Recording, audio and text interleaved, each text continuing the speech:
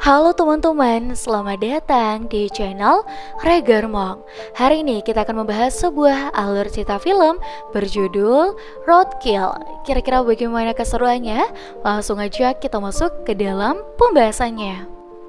Saat film dimulai, kita diarahkan kepada seorang anak yang membeli makanan di kulkas kepada anjingnya, dan dari situlah ia secara diam-diam berbuat tanpa diketahui orang tuanya. Sampai-sampai sisi rumah pun menjadi berantakan. Nah, tepat pada malam yang sama, pada akhirnya sang ibu mengetahui hal itu.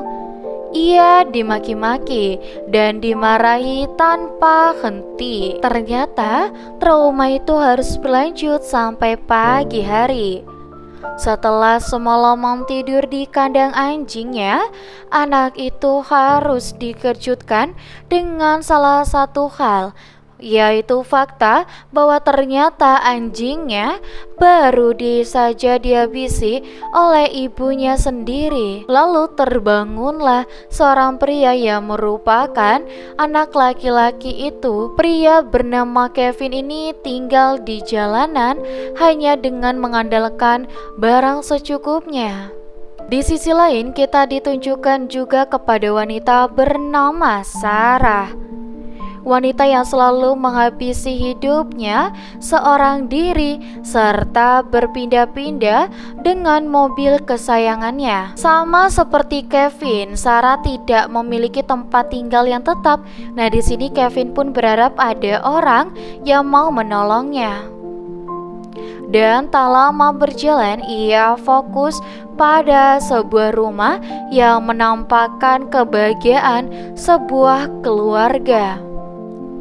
Pada waktu yang sama, di sini Sarah sedang melintas di jalan yang dilalui Kevin, dan dari kesamaan ini ujungnya Sarah pun sengaja berhenti untuk memperhatikan Kevin dan sontak saja segera menawarkan Kevin sebuah tumpangan.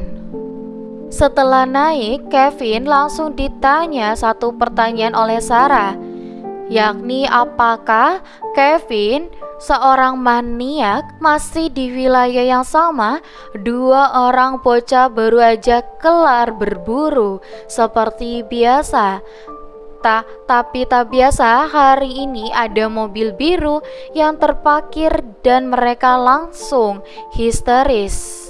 Di mobil, Sarah bercerita kepada Kevin, ternyata ia menuju ke sebuah daerah bernama Epiville. Kagetnya Sarah malah melewati jalan yang jelas-jelas lebih jauh 5 kali lipat dari jalan yang normal. Hal ini pun membuat ia harus isi bensin dan berhenti sejenak di tempat anta beranta. Sarah masuk ke kedai kelontong di mana ia bertemu dengan si penjaga yang merupakan kakek-kakek. Sedangkan di belakang kedai, Kevin tak sengaja melihat cucu dari kakek itu. Tak lama, datanglah sheriff setempat yang melakukan patroli harian seperti biasa.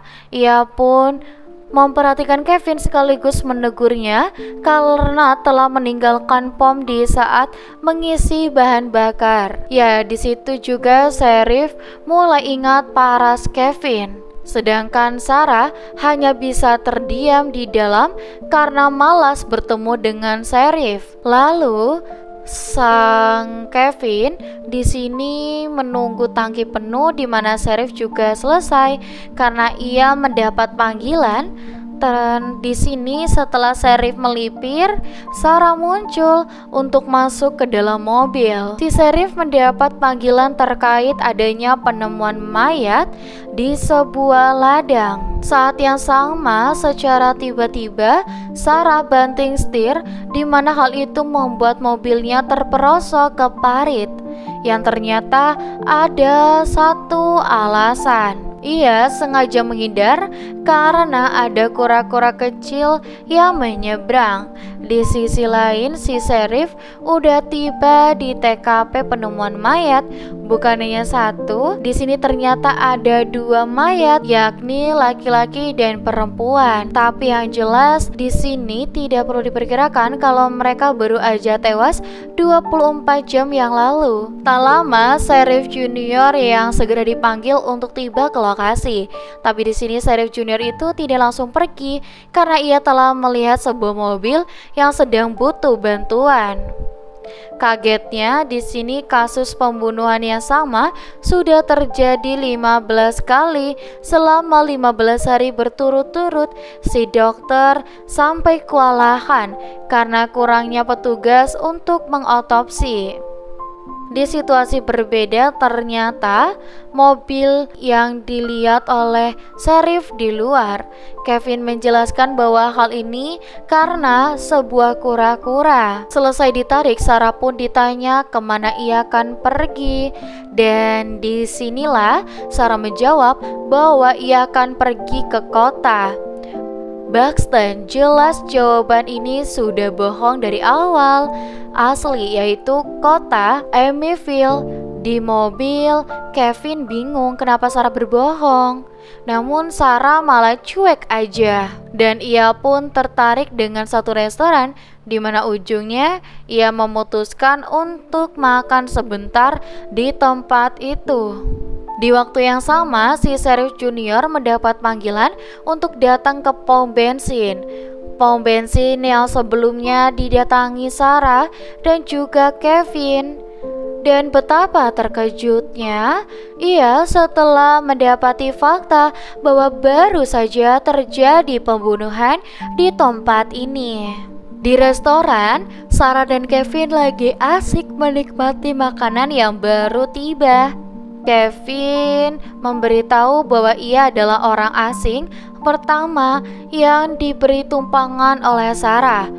Berbeda dengan Sarah dan juga Kevin yang sedang santai, Sheriff harus dihadapi dengan realita atas kasus yang bertambah. Dan disinilah ia curiga dengan sebuah mobil merah yang sempat dikendarai oleh seorang pria. Sontak Sheriff ini pun kaget karena ia baru saja membantu mobil merah. Dan dari sini dia berkata bahwa mobil itu berisi 2 orang, yakni pria serta wanita. Di restoran, seorang chef memandang Sarah tanpa henti. Yang sontak saja Sarah segera menggiat untuk mencari tahu apa yang dimau oleh chef itu. Di saat yang sama, si pelayan yang sedang sibuk menonton TV, di sini juga ia tak sadar bahwa chefnya sedang gatel berat kepada seorang customer. Si pelayan tampak mulai membayangkan kejadian ini. Melihat Sarah gak balik-balik, Kevin tertarik untuk bergerak, di mana ternyata Kevin telah membawa sajam dan ia sangat siap untuk mengeksekusi si pelayan. Di situasi yang berbeda,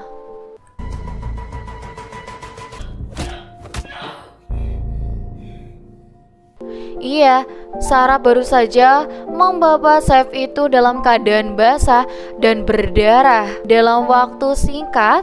Hal ini pun membuat Kevin batal untuk mengeksekusi. Sedangkan di lain tempat, si Sheriff kembali hadir ke pom bensin. Ia benar-benar tercengang karena memang di sini penemuan sangat mirip, yaitu luka sayat di bagian leher. Belum tahu ini dilakukan oleh siapa, tapi yang pasti waktu eksekusinya benar-benar sama. Kemudian melintaslah Sheriff Junior itu di satu tempat. Ternyata itu adalah tempat makan yang sempat dihadiri oleh Sarah dan juga Kevin. Jelas tak butuh waktu lama, dia pun segera melihat keberadaan mobil Sarah. Otomatis di sini sirine langsung dinyalakan. Sarah dan juga Kevin segera diikuti. Namun Sarah tak berhenti untuk menambah kecepatannya. Hal ini pun membuat Sheriff Junior semakin curiga. Sudah sempat ditolong kok malah kabur. Hebatnya Sarah di sini, si Sheriff gak bisa berbuat banyak karena ia sendiri masih berusaha untuk menyusul.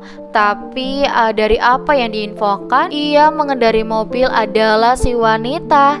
Di sisi lain, waktu semakin gelap dan si pelayan restoran dibuat bingung karena chef enggak kelihatan lagi. Yang setelah itu,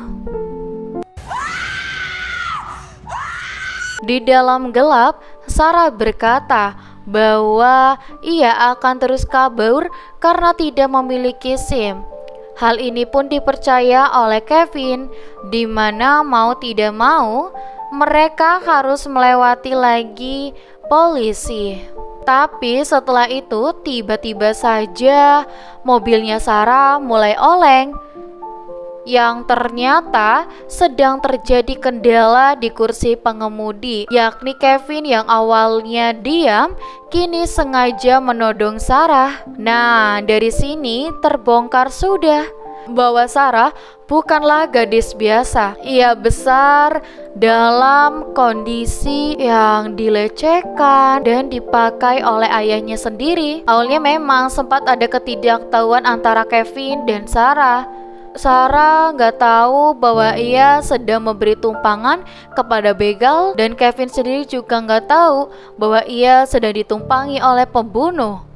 Uniknya, selama ketidaktahuan itu, mereka saling beraksi tanpa saling sadar.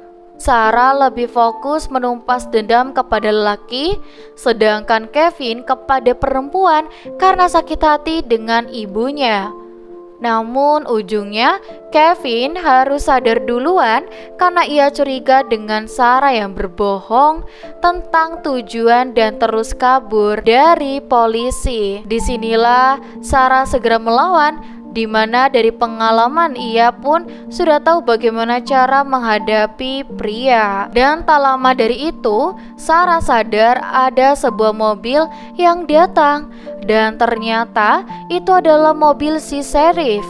Atas momen ini, gak ada yang bisa dilakukan oleh Sarah selain berpura-pura. Ia pun segera berakting selayaknya korban yang sedang diculik oleh Kevin. Sedangkan Kevin sendiri nggak bisa ngapa-ngapain karena memang dari awal si Sheriff sudah menaruh curiga kepadanya. Pada kesempatan ini, Sarah sebenarnya tertarik juga untuk membunuh si Sheriff agar ia bisa berhadapan dengan Kevin, tapi niatnya harus terlambat karena tak lama dari itu ada kedatangan satu mobil lagi, yakni mobil Sheriff Junior yang telah berada di belakang Sarah. Segera Kevin dibawa ke tiap TKP untuk ditanyakan terkait perbuatannya, sedangkan Sarah akan dibawa kantor untuk diamankan dan ditanya. Setelah dipisah, kita pun dibuat sadar bahwa gak ada siapa-siapa lagi di kantor Sheriff, hanya ada Sheriff Junior dan Sarah, di mana sekejap celana Sarah dilobek demi mengobati luka-lukanya. Awalnya niatnya positif, tapi ujungnya Sheriff itu pun langsung terpicu dengan Sarah. Ia bingung kenapa gak dari awal aja Sarah seperti ini, dimana dengan berpura-pura diinterogasi, pada ujungnya Sheriff Junior pun langsung beringas.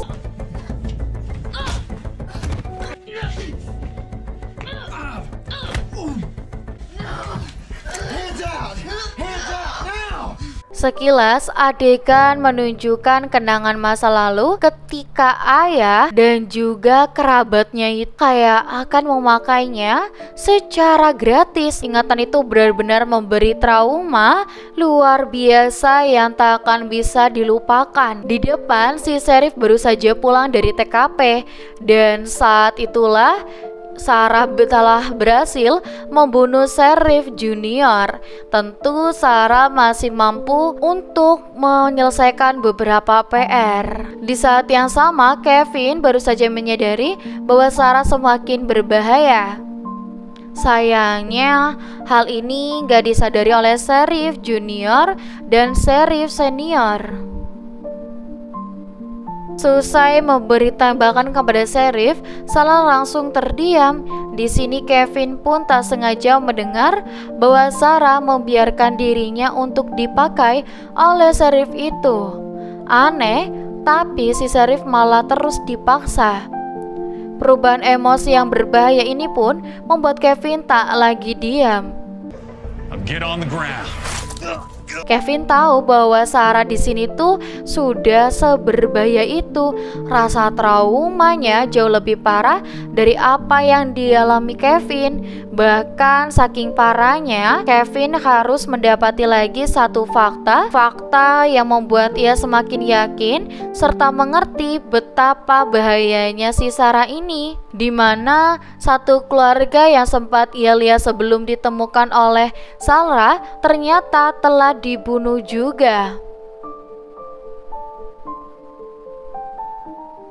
Usut punya usut, di sini setelah kabur dari polisi, Sarah sempat memberikan rokok kepada Kevin, yang ternyata rokok itu berisi obat bius. Dan disitulah Sarah serta berputar balik untuk mengeksekusi satu keluarga.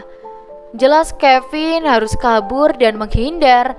Ia nggak bisa lagi berharap kepada Sarah untuk berubah, karena makin kesini wanita itu semakin brutal.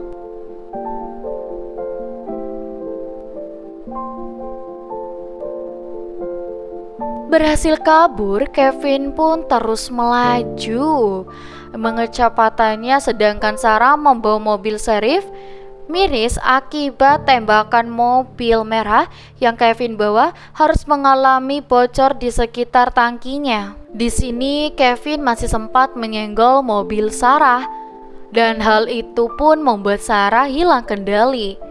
Sayangnya momen ini gak membuat jarak mereka begitu jauh.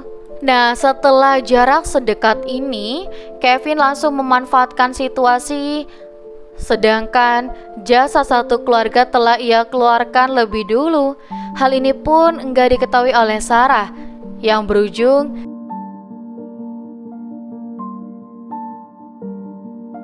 Sarah yang terpental dari senjatanya, membuat Kevin berani untuk fight. Namun dengan mengandalkan trauma, Sarah ternyata bukanlah gadis sembarangan.